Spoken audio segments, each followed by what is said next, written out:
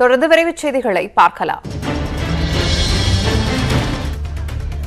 மதுரை சித்திரை திருவிழாவின் 2வது நாள் வீதி உலாவில் மீனாட்சி அம்மனும் சுந்தரேஸ்வரரும் பூதம் அன்னும் வாகனத்தில் எழுந்தருளி பக்தர்களுக்கு காட்சியளித்தனர். பண்பாட்டின் தலைநகரான மதுரையில் 16 நாட்கள் நடைபெறும் சித்திரை திருவிழாவின் 2ஆம் நாளில் தங்க சப்பரத்தில் சுவாமியும் அம்மனும் வீதி உலா சென்றனர். பிறகு பூதமன்னம் வாகனத்தில் 4 மாசி வீதிகளிலும் உலா வந்தனர். முன்னதாக இந்த ஊர்வலத்தின் முன்பாக வேடமணிந்து சென்ற குழந்தைகள் நாட்டுப்புற பாடல்கள் மற்றும் மேளதாளங்கள் ஆகியவற்றை பார்த்து மக்கள் பரவசத்தில் ஆழ்ந்தனர்.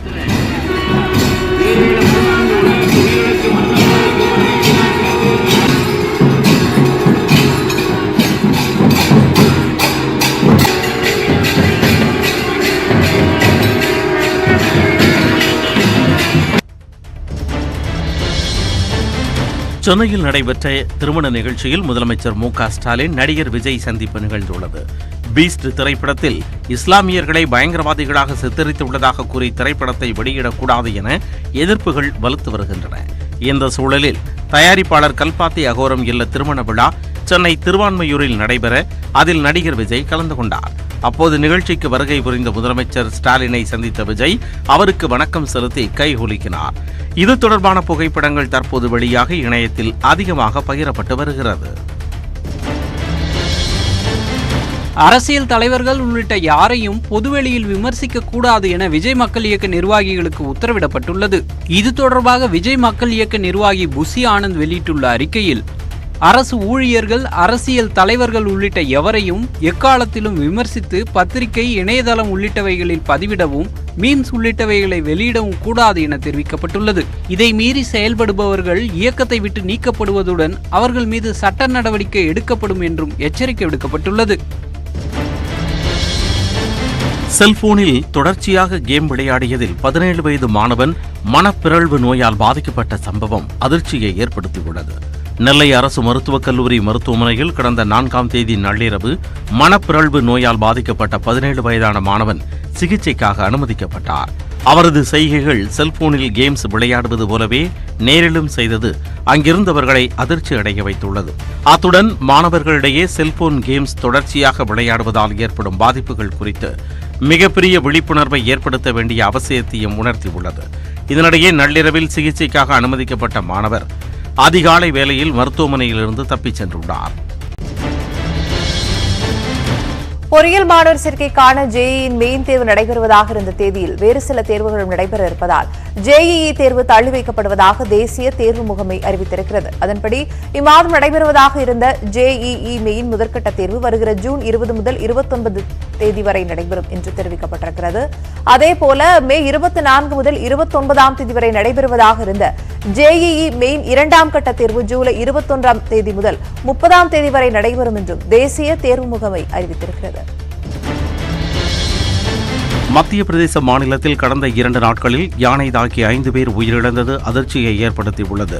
ஷாடோல் மாவட்டம் பன்சா கிராமத்தைச் சேர்ந்த பலைசிங், அவரது மனைவி லலிதா கன்வார் மற்றும் உறவினர் தேவிசிங் ஆகியோர் நேற்று காலை ஜெய்சிங் நகர் வனப்பகுதியில் விறகு சேகரிக்க சென்றனர். அப்போது காட்டு யானைகள் தாக்கியதில் 3 பேரும் சம்பவ இடத்திலேயே உயிரிழந்தனர். முன்னதாக செவ்வாய்க்கிழமை மோதிலால் பசோர், அவரது மனைவி ஆகியோர் யானைகள் மிதித்து உயிரிழந்தனர். இதனைத் தொடர்ந்து வனத்துறையினர் யானைகள் நடமாட்டத்தை தொடர்ந்து கண்காணித்து வருகின்றனர். மேலும் வனப்பகுதியையொட்டியுள்ள பகுதிகளில் வசிக்கும் மக்கள் கவனமுடன் இருக்க வேண்டும் என்று எச்சரிக்கை விடுத்துள்ளனர். மரக்காணம் அருகே தேங்காய் நார் பஞ்சு ஆலையில் ஏற்பட்ட தீ விபத்தில் 65 லட்சம் ரூபாய் மதிப்பிலான பொருட்கள் எரிந்து சேதமாகின. விழுப்புரம் மாவட்டம் மண்டவாய் பகுதியைச் சேர்ந்த சோமசேகரன் அதே பகுதியில் தேங்காய் நார் பஞ்சு ஆலை நடத்தி வருகிறார். இந்த நிலையில் மின்கசிவு காரணமாக ஆலையில் ஏற்பட்ட தீ மலமளவென பிற இடங்களுக்கும் பரவியது. இதையடுத்து தீயணைப்புத் துறையினருக்கு தகவல் தெரிவிக்கப்பட்ட நிலையில் விரைந்து வந்த அவர்கள் சுமார் 2 மணி நேரம் போராட்டத்திற்கு பிறகு தீயை அணைத்தனர். இந்த தீ விபத்தில் ஆலையிலிருந்து 65 லட்சம் ரூபாய் மதிப்பிலான பொருட்கள் எரிந்து சேதமாகின.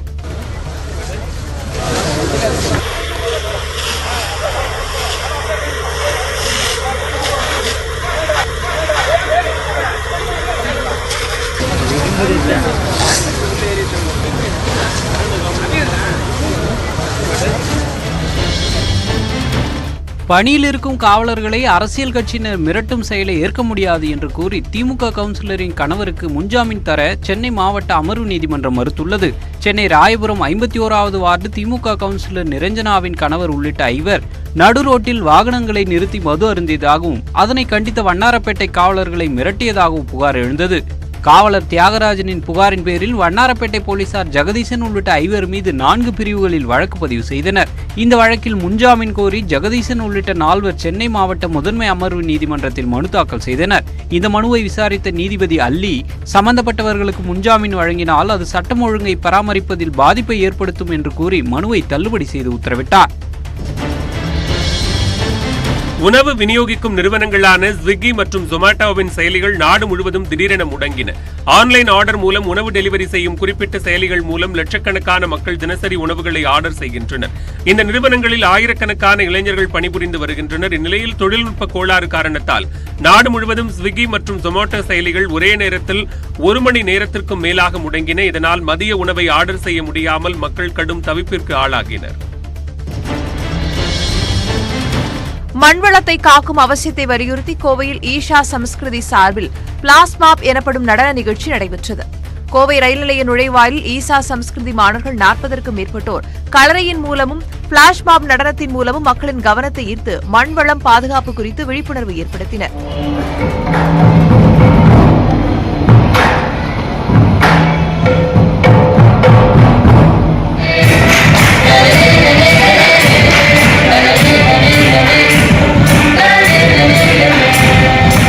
மண்வளத்தை காக்கும் அவசியத்தை வலியுறுத்தி கோவையில் ஈஷா சமஸ்கிருதி சார்பில் பிளாஷ் மாப் நடன நிகழ்ச்சி நடைபெற்றது.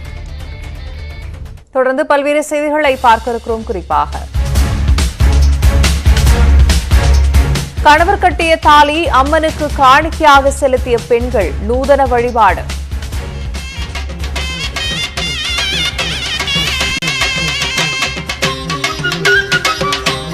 எங்கே என்பதை அறியலாம் இடைவேளைக்கு பிறகு.